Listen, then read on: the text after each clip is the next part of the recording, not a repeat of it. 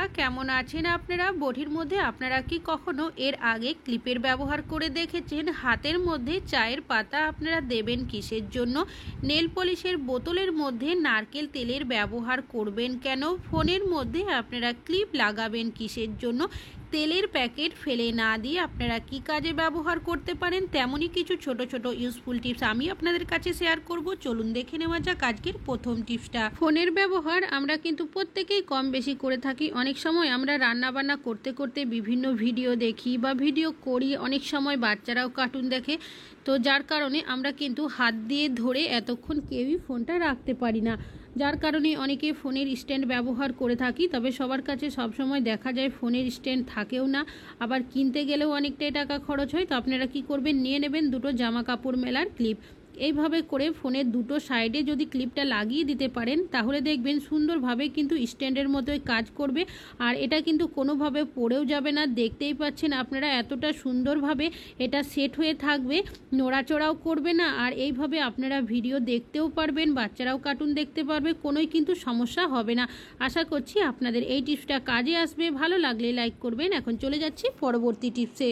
করার জন্য প্রত্যেকেই কিন্তু কম বেশি পেঁয়াজ রসুনের ব্যবহার করে থাকি। তবে যখন আমরা পেঁয়াজ কুচি করি বা রসুনের খোসা ছাড়াই, দেখবেন পেঁয়াজ রসুনের যে একটা স্ট্রং গন্ধ থাকে সেটা কিন্তু আমাদের হাতের মধ্যে চলে আসে, যার কারণে আমরা অনেকেই হ্যান্ড ওয়াশ বা সাবানের ব্যবহার করে থাকি হাত ধোয়ার জন্য। আর বারবার কিন্তু সাবান হ্যান্ড ওয়াশ হাতের মধ্যে নেওয়াও ঠিক নয়, হাত অনেক সময় রুক্ষ শুষ্ক হয়ে যায়। তাছাড়াও এখন যেহেতু বর্ষার সময় অনেকেরই দেখবেন বেশি জল ঘাটার কারণে হাতের মধ্যে ইনফেকশন হয়ে যায়, ফাঙ্গাস ধরে যায়। তবে আপনারা কিভাবে হাতের যে পেঁয়াজ রসুনের স্ট্রং গন্ধ থাকে সেটাকে দূর করবেন সাবান হ্যান্ড ওয়াশ ছাড়াই? তো এখানে নিয়েছি আমি ব্যবহার করা কিছুটা চায়ের পাতা, হাতের মধ্যে দিয়ে খুব ভালোভাবে ঘষে নেবেন। চায়ের পাতা যে কোনো স্ট্রং গন্ধ দূর করতে সাহায্য করে। তারপর পরিষ্কার জল দিয়ে হাতটা ধুয়ে নেবেন। আশা করছি টিপসটা কাজে আসবে। এখন চলে যাচ্ছি পরবর্তী টিপসে। একটা সাবানের কেস। সাবান কেস আমরা প্রত্যেকেই কিন্তু সাবান রাখার জন্য ব্যবহার করে থাকি। তবে আপনারা কি কখনো সাবান কেসের মধ্যে এইভাবে করে টেপ লাগিয়ে দেখেছেন? তো আমি দুটো টেপের টুকরো সাবান কেসের মধ্যে লাগিয়ে দিলাম।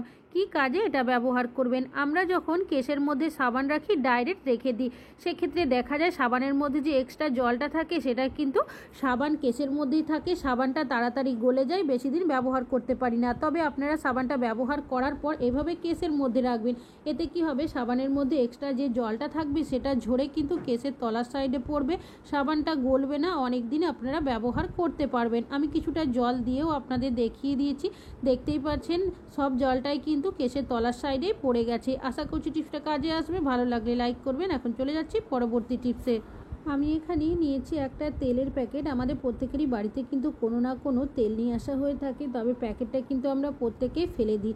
তেলের প্যাকেটটা ফেলে না দিয়ে আপনারা কি কাজে ব্যবহার করবেন চলুন দেখে নেওয়া যাক। আমি এইভাবে করে প্যাকেটটাকে কাঁচির সাহায্যে কেটে নিয়েছি, তবে চারদিক কিন্তু কাটবো না, একটা সাইড আমি বাকি রেখে দেব। তো প্যাকেটটাকে এখন খুলে নিয়েছি, তো দেখতেই পাচ্ছেন প্যাকেটের মধ্যে এখনও কিন্তু বেশ অনেকটাই পরিমাণে তেল রয়েছে।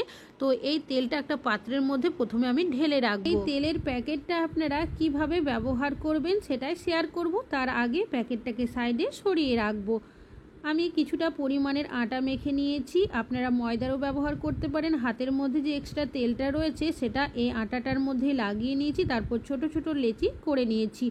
অনেক সময় আমরা বাচ্চাদের বা বড়দের সকালের দিকে দেখবেন টিফিন বানিয়ে থাকি, হাতের কাছে যদি বেলন চাকি না থাকে বা হয়তো অনেক সময় এঁট হতে থাকে, সেক্ষেত্রে আমাদের লুচি বেলতে অনেকটাই সমস্যা হয়। তো প্যাকেটের মধ্যে লেচিটাকে দিয়েছি, তারপর হাত দিয়ে এভাবে করে চেপে দিয়েছি।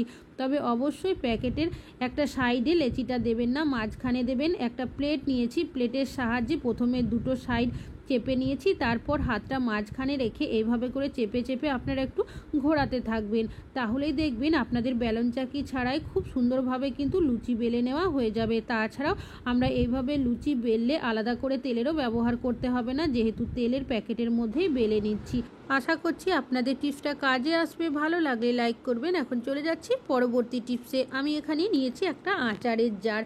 আচার, জ্যাম, জেলি আমাদের অনেকেরই বাড়িতে নিয়ে আসা হয়ে থাকে, তবে এই জারগুলো ভালোভাবে ধুয়ে পরিষ্কার করার পরেও দেখবেন আচার, জ্যাম, জেলির একটা স্ট্রং গন্ধ কিন্তু ছাড়তেই থাকে। তো আপনারা কি করবেন, একটা পেপার ভালো করে মুড়িয়ে জারের মধ্যে দিয়ে দেবেন। আর দিয়ে দেবেন কিছুটা পরিমাণের জল। তারপর জারটাকে একটু ভালো করে ঝাঁকিয়ে নেবেন যাতে করে পেপারটা ভালো মতো ভিজে যায়।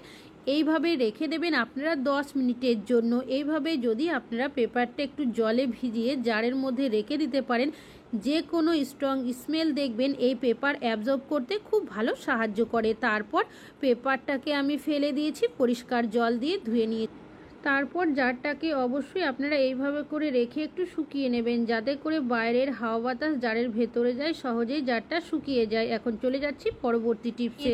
জামা কাপড় মেলার ক্লিপ। এই ক্লিপ আমরা জামা কাপড় মেলা ছাড়াও আরও অন্য কাজেও কিন্তু ব্যবহার করতে পারি। কি কাজে ব্যবহার করবেন? এখানে ডবল সাইজের টেপের টুকরো নিয়েছি। তো ক্লিপের মধ্যে দুটো সাইডে দুটো টেপের টুকরো এভাবে লাগিয়ে নিয়েছি। কাগজের মতো যে অংশগুলো রয়েছে সেগুলোকে প্রথমে তুলে নেব। আর এখানে নিয়ে নিয়েছি আমি সিরিজ পেপারের টুকরো। আপনারা যে কোনো হার্ডওয়্যারের দোকানে সিরিজ পেপার পেয়ে যাবেন। আর এই সিরিজ পেপারটা আগেও ব্যবহার করেছি, তাই কালারটা একটু চেঞ্জ হয়ে গেছে। টেপের ওপরে এইভাবে করে চেপে একটু ভালো করে লাগিয়ে সেট করে নিতে হবে। কি কাজে এটা ব্যবহার করবেন চলুন দেখে নেওয়া যায়। এখানে নিয়েছি বটি। বটি দিয়ে আমরা অনেকে সবজিপাতি কেটে থাকি, মাছ মাংস কাটি। তবে রেগুলার সবজিপাতি কাটার কারণে বটির মধ্যে সবজির রসকস লেগে যায়, বটিটা নোংরা হয়ে যায়, যার কারণে বটির ধারটা অনেকটাই চলে যায়, অনেক সময় জং বা মরচেও পড়ে যায়। তো যে ক্লিপটা আমি রেডি করে রেখেছি সেই ক্লিপটা দিয়ে আপনারা যদি এইভাবে করে ঘষে নেন তাহলে দেখবেন বটির মধ্যে যে নোংরা ময়লা থাকে সেটা আস্তে আস্তে উঠে যাবে, বটির মধ্যে যে জং বা মরচেটা থাকে সেটা উঠে যাবে। আর এইভাবে ঘষার কারণে কি হবে, বটির মধ্যে যে ধারটা চলে যায় সেটা কিন্তু অনেকটাই চলে আসবে। অনেকে আমরা বাজারে যাই, বটিটা ধার করিয়ে নিয়ে আসি, যার কারণে অনেকগুলো টাকাও কিন্তু খরচ হয়, আবার অনেক সময় যাওয়ারও সময় থাকে না। সেক্ষেত্রে আপনারা এইভাবে যদি একটা টুল বানিয়ে তারপর বটিটা বাড়িতেই ধার করে নিতে পারেন তাহলে দেখবেন আপনাদের খুব কম খরচের মধ্যেই কিন্তু বটি ধার হয়ে যাবে, বাজারে যেতেও হবে না। আর এইভাবে যদি ক্লিপের ব্যবহার করেন সেক্ষেত্রে কি হবে, আপনাদের হাত কেটে যাওয়ারও সম্ভাবনা থাকবে না, আর দুটো সাইডই কিন্তু সুন্দরভাবে ধারও হয়ে যাবে। তো আমি আপনাদের দেখাচ্ছি, দেখতেই পাচ্ছেন কতটা সুন্দর ধার হয়ে গেছে। একটা কাপড় জল দিয়ে ভিজিয়ে নিয়েছি, সেটা দিয়ে বটিটাকে একটু ভালোভাবে মুছে নিচ্ছি। আশা করি আপনারা দেখেই বুঝতে পারছেন বাড়িতেই কিন্তু আমরা এইভাবে করে খুব সহজেই ছুরি বটি ধার করে নিতে পারি। ভালো লাগলে লাইক করবেন। এখন চলে যাচ্ছি পরবর্তী টিপসে। আমাদের প্রত্যেকেরই বাড়িতে কিন্তু কম বেশি নিয়ে আসা হয়ে থাকে, তবে যখন আমাদের কোনো সবজিপাতি নিয়ে আসা হয় আমরা দেখবেন যে পলিথিনের মধ্যে নিয়ে আসা হয়, ডাইরেক্ট সেই পলিথিন সহই ফ্রিজের মধ্যে রেখে দিই। সেক্ষেত্রে দেখা যায় সবজিপাতিটা কিন্তু অনেকটাই জলজলে হয়ে যায়, যার কারণে সবজি সহজেই পচে যায়। বিশেষ করে এখন যেহেতু বর্ষার সময় দেখবেন যে কোনো সবজি পচে যাওয়ার সম্ভাবনাটাই কিন্তু বেশি দেখা যায়। তবে আপনারা যখনই সবজি রাখবেন আর যদি পলিথিনের মধ্যে রাখেন সেক্ষেত্রে আপনারা কি করবেন, এগুলো ভিজে থাকে সেক্ষেত্রে আপনারা ভালোভাবে মুছে শুকিয়ে নেবেন সবজিপাতিগুলো, আর তারপর আপনারা পলিথিনটাকে গিঁট দিয়ে দেবেন। তবে পলিথিনটাকে গিঁট দিলে যে আপনারা এইভাবে রেখে দিলে সবজি ভালো থাকবে তা কিন্তু নয়। এইভাবে যদি রাখা হয় সেক্ষেত্রে ভেতরটা কিন্তু আবারও জলজলে হয়ে যাবে। আপনারা একটা ধারালো কোনো জিনিস নিয়ে নেবেন, সেটা দিয়ে বেশ কিছুটা ফুটো করে নেবেন। সেক্ষেত্রে কি হবে, বাইরের হাওয়া বাতাস ভেতরে যাবে, যার কারণে সবজির ভেতরটা জলজলে হবে না, আর সবজিটাও কিন্তু বেশ কিছুদিন ভালো থাকবে। আশা করছি টিপসটা কাজে আসবে। ভালো লাগলে লাইক করবেন। এখন চলে যাচ্ছি পরবর্তী টিপসে। আমি এখানে নিয়েছি একটা নেল পলিশ। নেল পলিশের ব্যবহার আমরা প্রত্যেকটা মহিলারাই করে থাকি, তবে আমাদের অনেকেরই কাছে যেহেতু নেল পলিশের অনেকগুলোই কালেকশন থাকে, যার কারণে অনেক সময় যে নেল পলিশগুলো আমাদের বেশি দিন ব্যবহার করা হয় না, দেখবেন সেই নেল পলিশের ঢাকনাটা অনেক সময় এমনভাবে আটকে যায় সহজে খুলতে পারি না।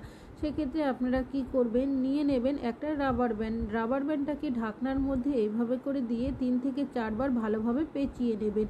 তারপর যদি ঢাকনাটা খুলেন দেখবেন সহজেই কিন্তু আপনারা খুলে নিতে পারবেন। তবে অনেক সময় কি হয়, কিছুটা নেল পলিশ দেখবেন বোতলের মুখের মধ্যে লেগে যায়, যার কারণেও দেখা যায় অনেক সময় ঢাকনাটা টাইটভাবে আটকে যায়। সেক্ষেত্রে সামান্য পরিমাণে নারকেল তেল আমি হাতের মধ্যে নিয়েছি, তারপর এই বোতলের মুখটার মধ্যে লাগিয়ে নিয়েছি। এবার যদি আপনারা ঢাকনাটা লাগেন দেখবেন টাইট হয়ে আটকে যাবে না, সহজে পরবর্তী সময় খুলে নিতে পারবেন। আশা করছি টিপসটা কাজে আসবে। ভালো লাগলে লাইক করবেন। আজকে এখানেই শেষ করছি।